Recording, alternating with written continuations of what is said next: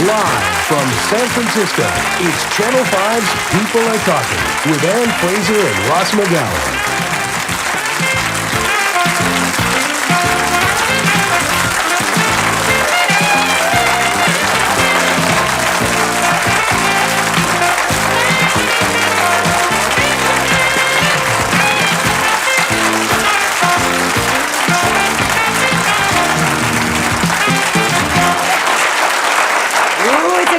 This morning out here. Good morning and welcome to People Are Talking. You know, I guess we're all aware that every 2 or 3 years a new drug comes along that seems to cause problems, and today this is the drug that is messing up a lot of lives all across the country. This is crack or rock cocaine, if I can even get it out of here. Whoops, it drops. Dropped $40 worth of it down there. That's good. Nobody run up on the stage. Yeah.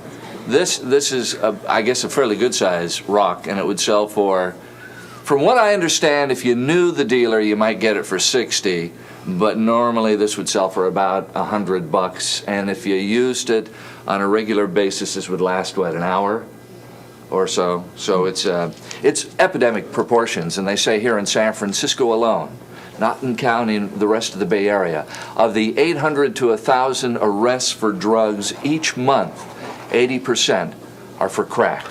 We have some recovering crack users with us this morning. We have some parents with us, and we also have an inspector with narcotics with the San Francisco Police. Would you please welcome them all?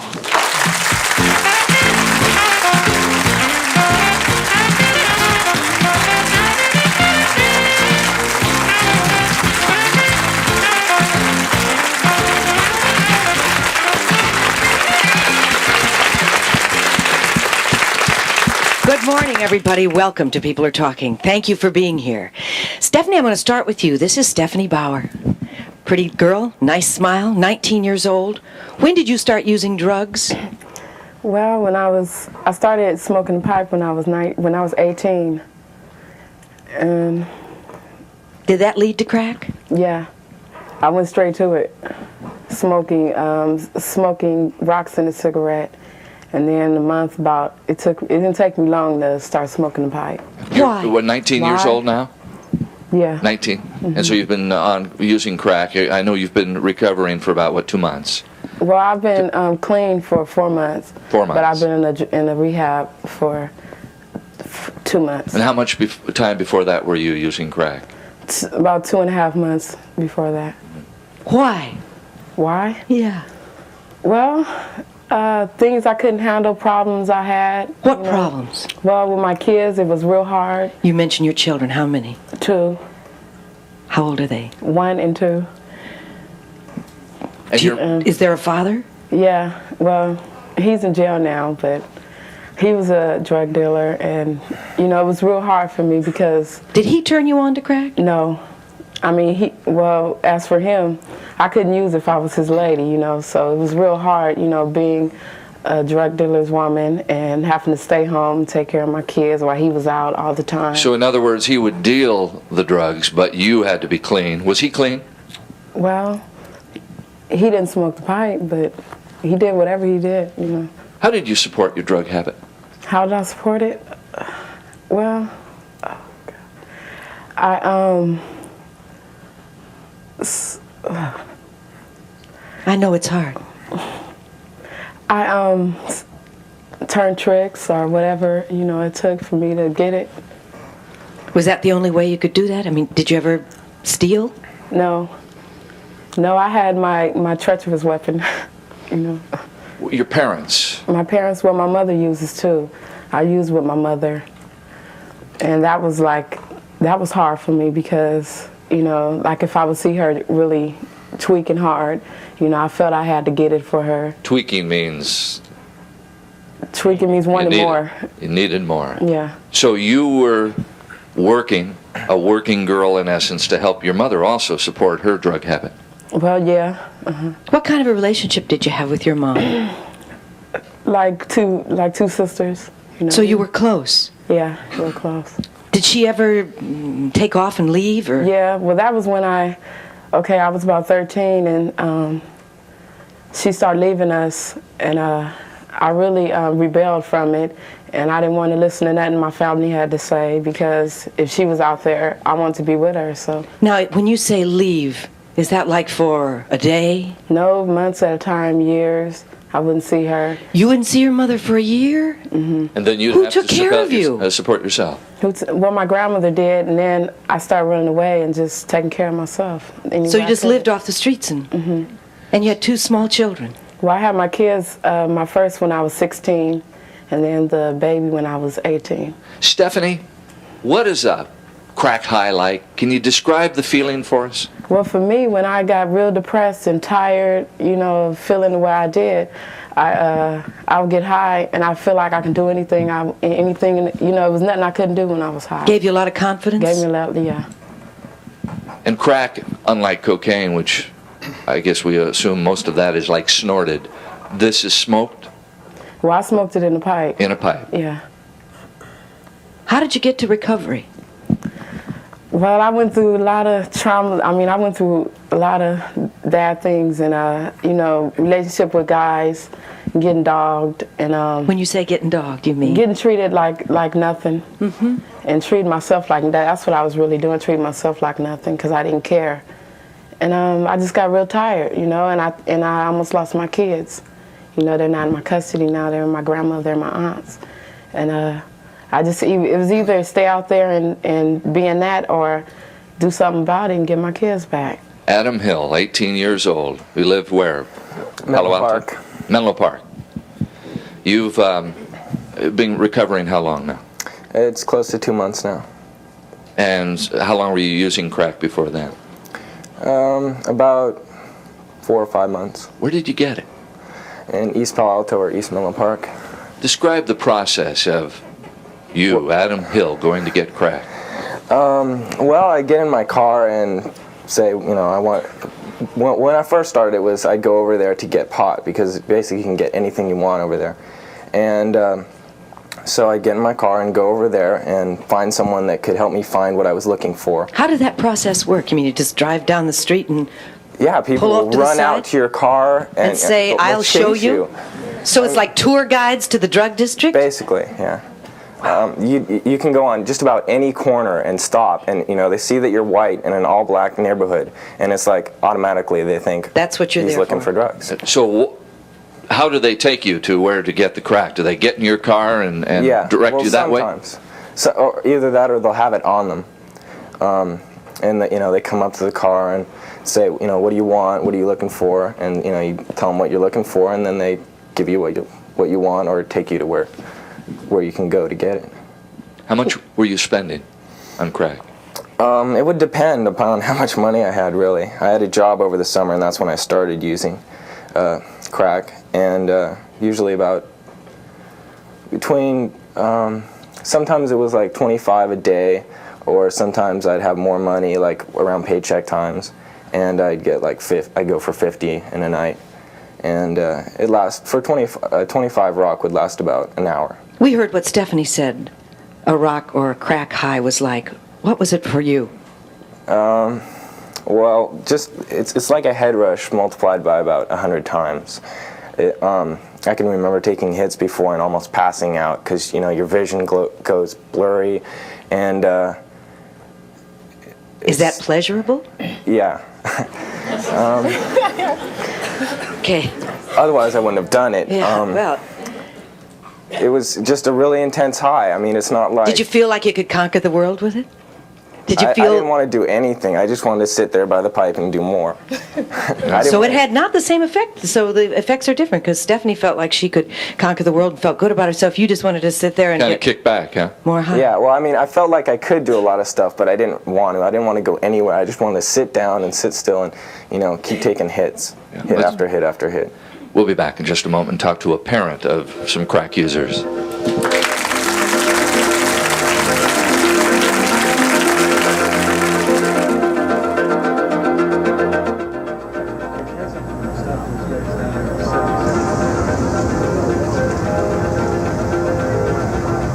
They can triple their money down here with the rock cocaine. An ounce in LA might run them $600, and they sell it up here for $1,500.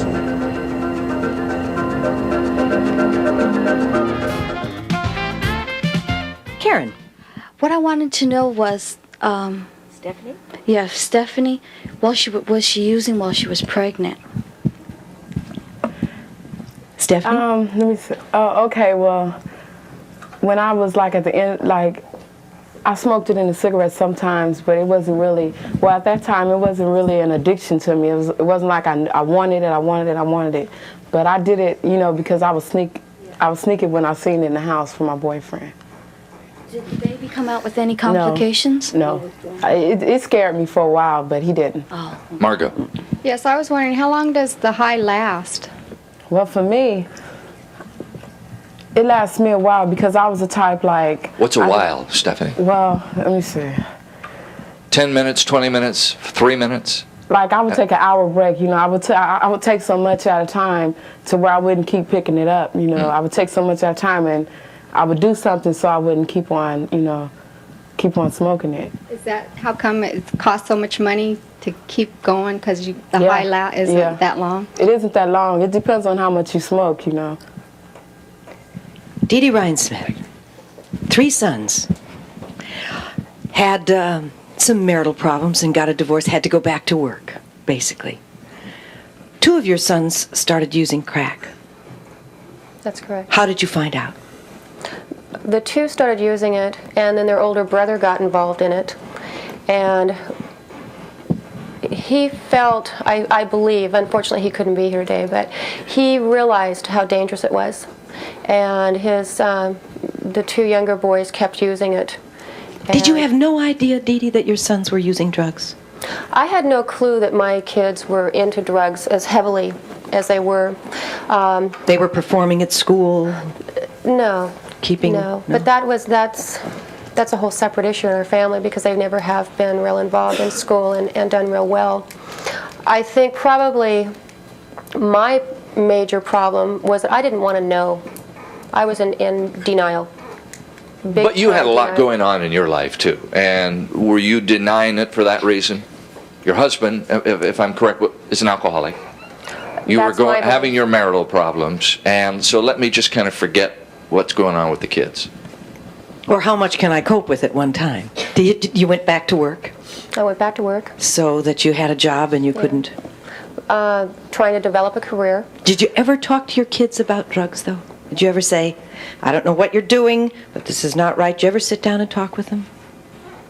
When my kids were younger, I was real aware that they were going to parties on the weekends and drinking and maybe smoking a little pot. When I looked back on what I did as a young teenager, it was the same thing I did. We called them keggers instead of parties. And unfortunately, I didn't realize that that was not okay. You know, I happened to have made it through okay, participating in those kind of activities. It wasn't okay for my kids. And as they became more involved in drugs, I think they became better at hiding it. And as I became more involved in just trying to make it in life, I had other things going on in my life, as you were saying, in my career, problems with the boys, school, just trying to make it.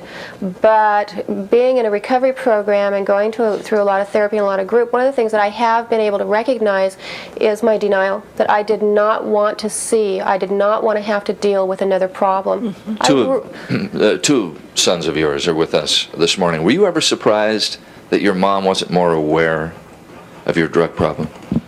Not really. I was just doing the drugs, and I didn't really care what she thought at the time. What did it cost you to support your drug habit? A day? A day, a week, a month, total? Well, about a day, about $200, $300, maybe $400. $200 or $300 a day. Where do you get that kind of money? One of my ex-associates' mother's bank account. Stealing? Yeah, on both of her bank accounts. Credit cards? Yeah.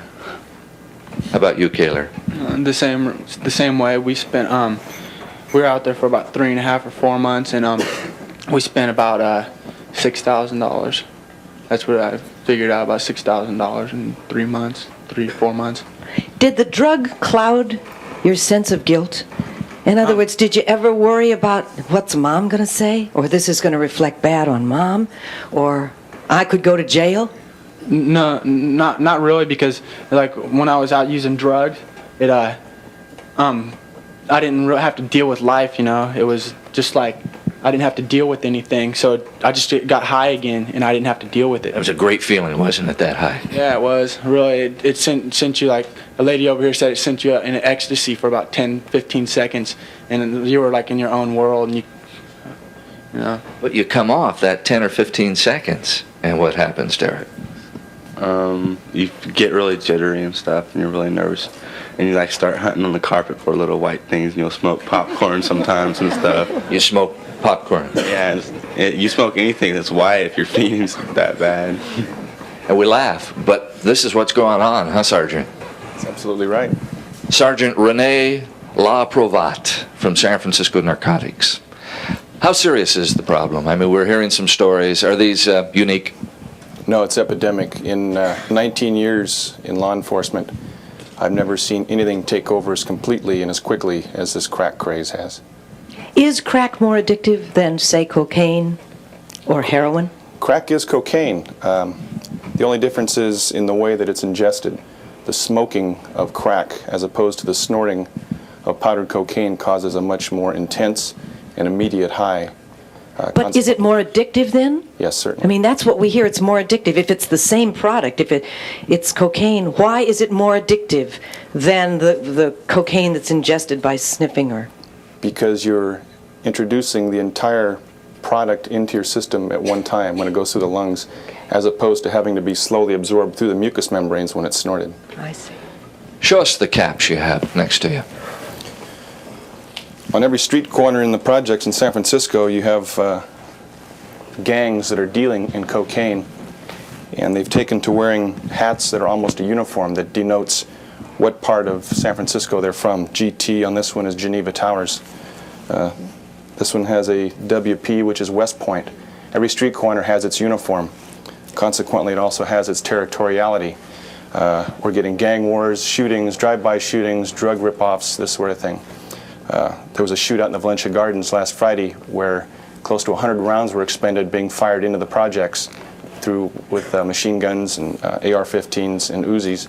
And these are 16, 17-year-old kids defending their cocaine territory. Punch it.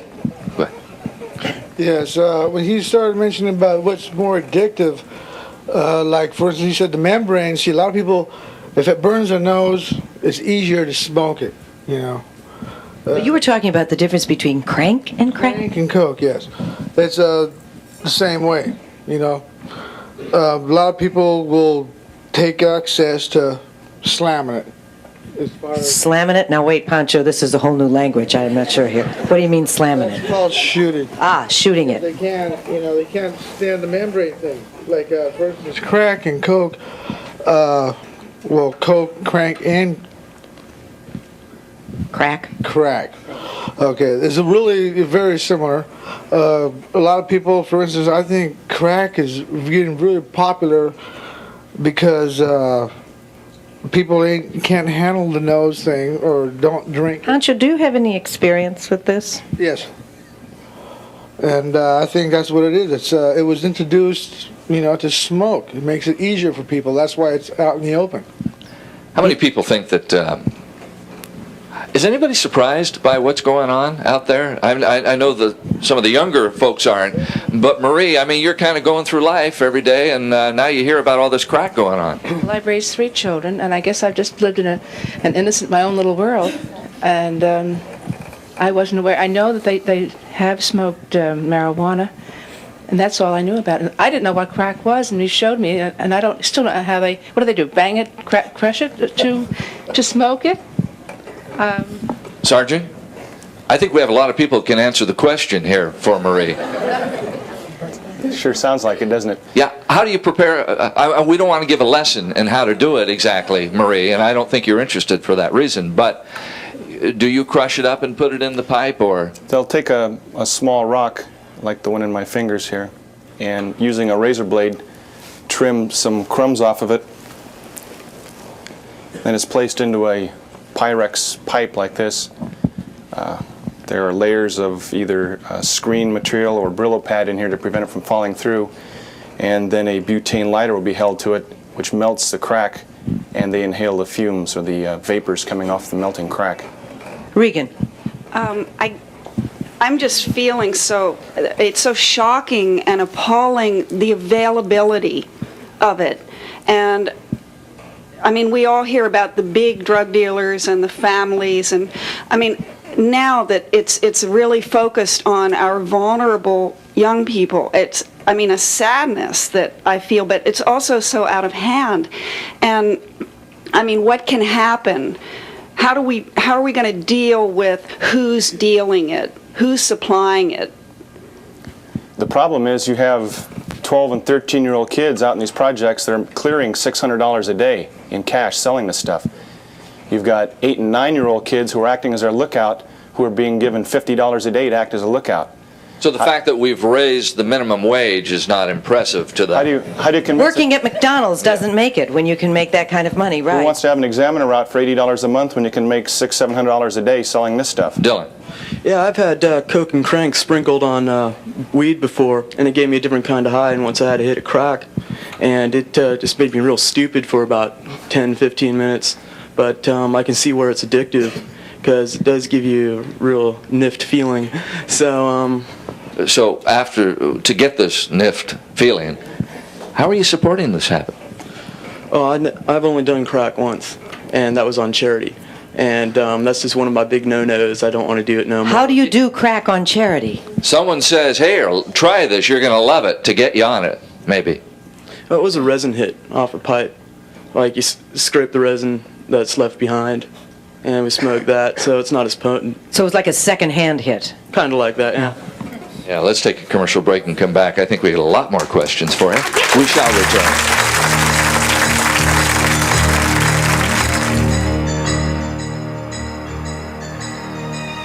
If I was to find out that my 7-year-old was off into drugs, I think I would want to hurt someone. And that's not the way to go about it, I know. I don't know what to do. I don't know how I can be stopped. Using crack before it was the in drug. What was the high? What did it feel like for you, Robin? Okay, it was 30 seconds of heaven, and then you drop straight to hell, and you're steady trying to get back to the ecstasy. So you're chasing a high, you're doing everything you can do to get back to a heavenly, temporary 30-second high. Would you do anything to get the money to get crack? No, I would not. Thank God. What did you do? Well, the most I did was maybe wrote some bad checks out of my account. What had happened to me, I had started having problems with my heart, and I felt like I was going to die, and I stopped. You know, I felt that God had given me another chance, no more. You know, and I haven't touched it since 1980, and most people didn't even know it existed at that time. Mm-hmm. And at that time, cocaine was being mixed with ether in order to test it to see how pure the cocaine was. And once you mix it, you could separate and see exactly what you had there on that plate.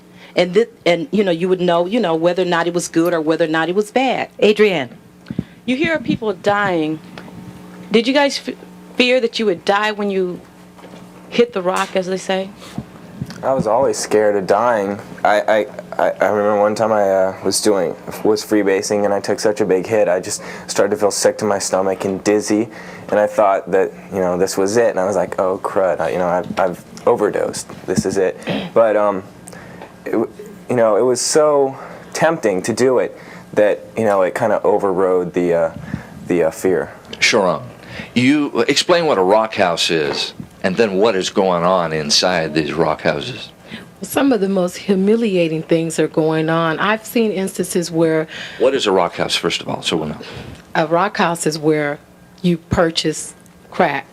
And during the time that they're smoking it, and if, you know, the women, I've seen some of the women, you know, do really humiliating things. I mean, people that had... Like what? Well, people that had the crack, in order for them to get the hit, you know, they would tell them, you know, you have sex with this dog right here, and I'll let you have a hit. I mean, some of the most inhumane things. But like, I'm sorry, what was your name again? She was saying that... Stephanie was saying that, you know, you had to do it, you know, just because you would, like Robin would say, you were chasing the high. But I've seen some really crazy things, and once we stoop that low, that tells us something that we need to back away. I mean, you know. Thanks, Sharon. Kathy. Oh, my question was to Sharon. In looking at the police officer with the crack, with the pipe, explaining how to go through the mechanism, how did that make the both of you feel? I sort of saw some heavy breathing and, you know, sort of looking away. So how do you feel, and what keeps you from wanting to do it now? Well, me, all I have to think about is my 2 kids. If I go back out there, then, you know, there's no way I'm going to get them, you know, and that's the only strength that I have now, you know, is that either I'm going to get out there and get messed up or just live. You know, I want to live now. I'm tired of feeling like nothing, you know. Adam? For me, when I looked at it, I was going, oh my God, you know. It made me fiend pretty hard, but as far as keeping from doing it, I just think about coming down, because coming down off crack is worse than coming down off regular cocaine. 10 times is worse. I mean, because you're so depressed, you can't feel any emotions. You don't want to do anything. Do you ache? Do you just want to lay there? You don't want to do anything? You want to just lay there, but any position that you get in isn't comfortable. You know, so you'll be sitting there and you'll be moving around trying to get comfortable, and you can't get comfortable. And you can't smile, and you can't feel happy, and you can't, you know, you're just really depressed. Renee, is there a big, you know, we always, when we saw in movies, dramatized the fact that coming off of heroin was bouncing off the walls, sick to your stomach 24 hours, bugs crawling all over, I mean, horrible withdrawal. We're talking about coming down from a high, but what about the withdrawal from crack? Is it as bad? Well, the withdrawal is rather immediate, like this young man said. Your body doesn't have the same physiological addiction that you would to heroin or an opiate.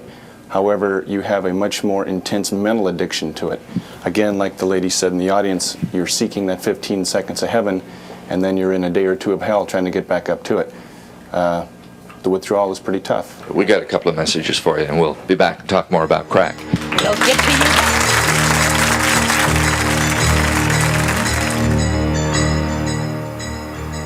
I think it's real terrible because I have kids growing up around here, and we can't play at the gym or anywhere. They have to play right at the baseball diamond because the fear that they'll be approached about one of the drug dealers. It's like an epidemic out there with the crack. It's business is booming for these kids out there. They're making all kinds of money on it. They're making anywhere from $750 to $1,000 a day selling that stuff. So that just shows you the type of clientele they have coming through and the amount.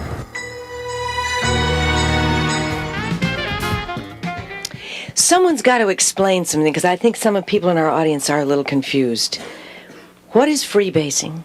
Is that the same as smoking crack? What is crank? I mean, there are a whole bunch of questions, a whole bunch of confusion. Can you straighten that up for us? I can try. Crack is methamphetamine or speed. It's a stimulant. Crank is? Yes. Okay. It's frequently prescribed by doctors for diet, weight control, that sort of thing. Freebase and crack are similar but different in that freebase is nearly pure cocaine that's been reduced to a base nearly 100% pure. And that is more dangerous in the process of doing it. Well, it is stronger, but it's also about 10 times as expensive as crack. Crack is cocaine that's reduced to a base, but it's also mixed with baking soda. And that's how you end up with a small rock like this, is it's baking soda clinging to the cocaine molecules. And when this is smoked, it's not quite as intense as freebase. However, it is still somewhere in there base cocaine. Yvonne. I wanted to ask Adam how it started, how it all began.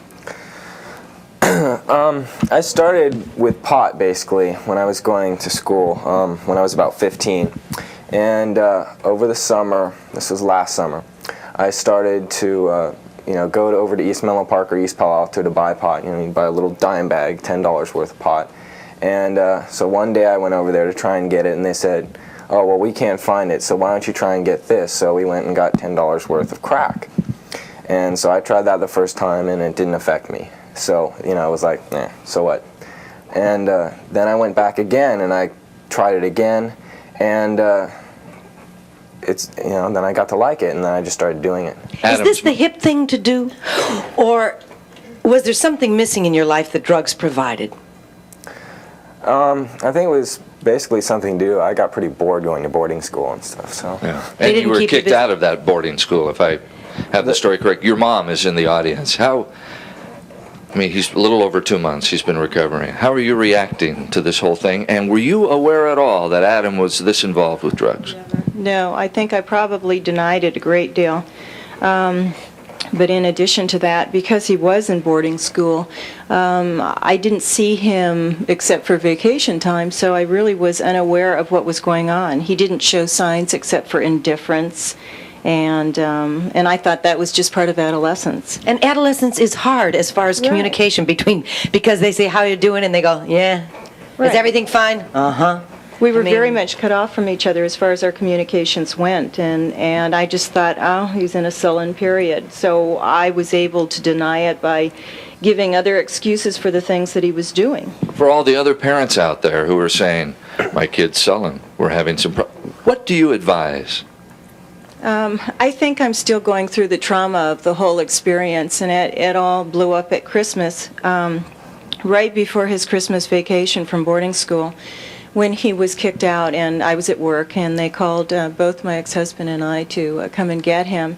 And I happened to be out at the time, so my ex-husband went down to pick up Adam at school in Pebble Beach. And so when I got the message, I did all of this guttering around to find a place where they would take him. I realized that we just couldn't go any further than we had, and we were able to get him into a program on the peninsula, a 45-day program where he went through 10 days of evaluation, and then he stood up in front of his peer group and in front of his parents and went through the whole deliverance of what it was he'd been involved with over the years and when he had started. And I think I was just in such a state of shock that, I just didn't know how to respond. And quite frankly, I don't have any advice for anybody other than you just have to be a really strong person in order to get through it. And I'm still going through it. In fact, sitting in the audience right now, I'm learning. I thought I knew everything from the educational part of the program that I've been going through with him, but that hasn't been the case. I'm finding that I'm learning quite a bit today. Just before we go to a break, was there any resentment on your part, Adam, that your parents sent you to a boarding school? Yeah, because, well, I don't know. It's hard to say. I can't really. Adam, was there some resentment? Your mom says yes. Yeah, I think so. We'll be back after this. Stay tuned.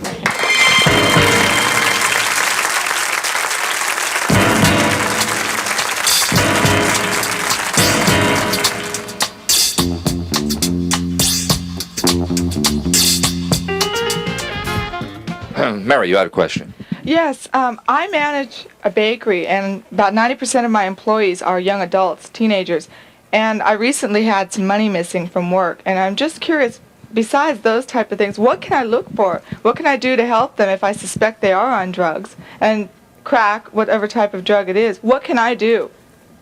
As a friend, as their manager, what can I do? What should I look for? Dede? What does she look for? I feel that being in a position of being their manager, it might be difficult for you to step in and actually do anything about it. I wouldn't hesitate, if you have a personal relationship with them, I wouldn't hesitate to discuss it on a personal level, but I would think that you might have some real legal problems if you accuse someone of using drugs on the job. But one of the things that I'd really like to address on this program, other than the actual usage of the drug, is the fact that these kids can recover. They can get into programs. Parents can be of some real support.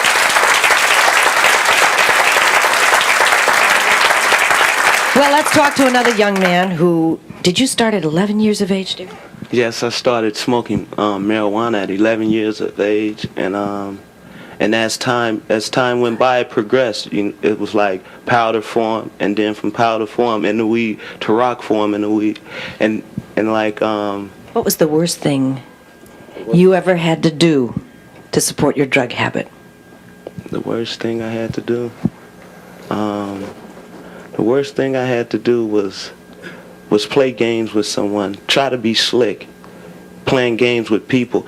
I wasn't, so much in a position that I would take anything from somebody. I was more like the type of person I felt as I was slick, that I can, outdo the other person. Did you ever have to do sexual favors for anybody? No sexual favors. That's one thing I haven't encountered during the time I was using, and like now, but as time progressed, the addiction, it carried on, and I found myself, becoming totally unmanageable. Now you had a question for Adam. What I wanted to ask you, Alan, was like, in your using time, did you feel your appearance going down extremely? And what I mean, like, did you look in the mirror at yourself and like, hey, you can see yourself going down the hill?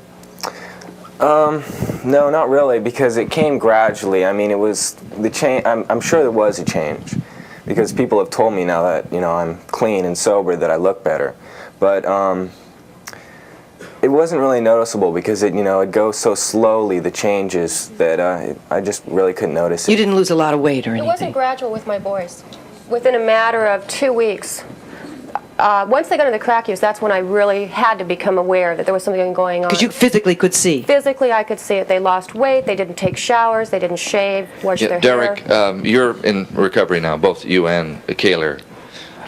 What brought you to recovery? And your mom just said, recovery works, and it is working. My oldest brother, Greg, he narked on us. He told my mom that we were using crack. But do you think maybe deep down you were kind of screaming for some help? Not really. I was screaming for more crack, actually. Did you resent your brother? We're talking pretty honest here. Yeah. And that helps in recovery, I assume, Well, too, because you're not denying. Carol is a mother over here, and she said even sometimes recovery cannot work the first time around, right, Carol? Right. It didn't work for Karen. Why? For about 4 months. Well, she had an association with a boyfriend that helped. Plus, she just kept going back for more, and she was out of the house. What did you do as a parent? Worried a lot, enabled a lot, did a lot of chasing after her. Finally, she was arrested, and so we did put her in Hillcrest, which is a juvenile facility, and she's had 4 really good months. She's just doing wonderfully. But the appearance thing, she was instantly, just really looked awful. Ran around in rags, torn T-shirts. Feel like you kind of have it under control now, Karen? Yeah, finally, thank God. If parents suspect a problem, Sergeant, let's find out maybe the first step to bringing their son or their daughter through recovery. We'll be back in just a moment.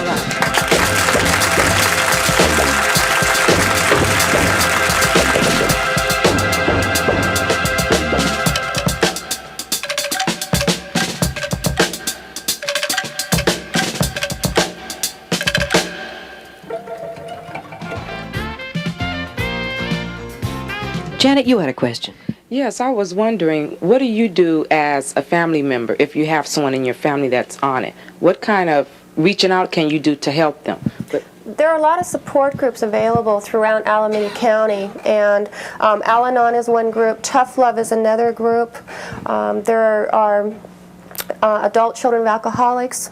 There are a lot of different support groups that you can go to. You don't have to have a family member in treatment to participate in recovery programs. But how did you make the first step, Dede? I mean, as a parent, what do you do if you think there's a problem? Do you just call an organization, or do you confront it yourself?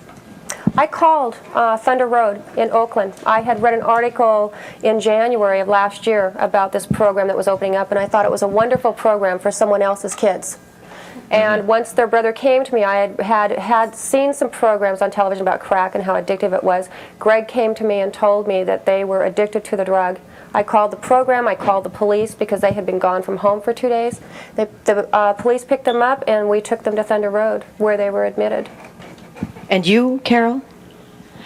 Oh, well, we found in Amy's case, who also went to Thunder Road, a program that we love, they insist upon having family participation. They view it as a family disease, and my husband and I we made a commitment to attend workshops twice a week while Amy was in the facility, and now that she's out, we also attend twice a week with other parents, and it's an incredible source of encouragement and insight, and we feel that's really one of the successes. Amy, do you love the fact that your parents have gone 100% for your recovery? Yeah, because I thought once they found out that I'd be cut off. And I mean, I'd been living a lie for a year. I'd been living with my boyfriend who was a drug dealer. And they knew, just because publicly in town, it was a known fact, of his occupation. And I would consistently lie to them.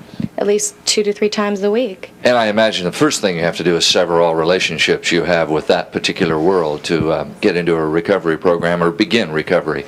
We have some phone numbers for you for more information. The National Cocaine Hotline, 800 Cocaine is the number. Walden House here in the Bay Area, 415-552-7440. And there are a number of other recovery programs you can call. The People Are Talking hotline for that information, 478-8888. Thank you for telling your stories. Continued success to all of you.